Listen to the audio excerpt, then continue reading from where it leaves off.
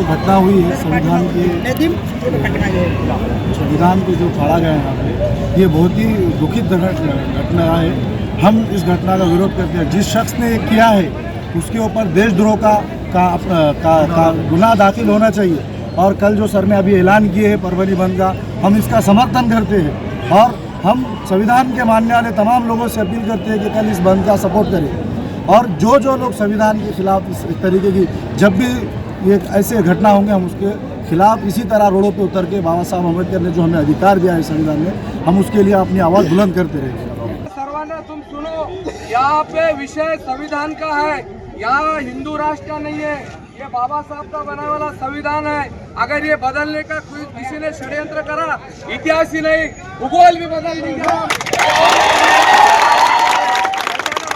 तुम्हाला सर्व काल परभणीमध्ये एका विशिष्ट लोकांचा मोर्चा होता आणि त्या मोर्चामध्ये हे लोक आल्यामुळे त्या मोर्चातलाच हा एक भाग आहे।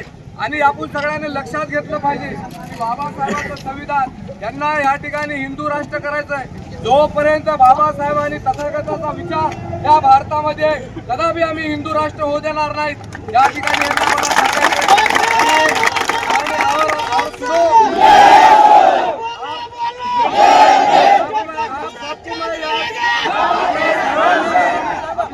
अम्बेडकर ने पूरी जद्दोजहद और अपनी पूरी ताकत के साथ संविधान को लागू करने के लिए पार्लियामेंट में जो कोशिशें की, उसका नतीजा है कि आज आप ये संगठित होकर यहाँ पर जो है ये एजिटेशन कर रहे हैं।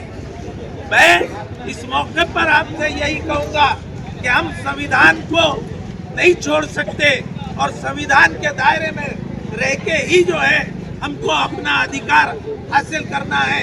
लोग चाह रहे हैं कि हम जो है उचक जाए, हम जो है कुछ गलत ऐसा कर जाए कि जिसकी वजह से इनको मौका मिल जाए, लेकिन हमको कोई ऐसा मौका इनको नहीं देना चाहिए।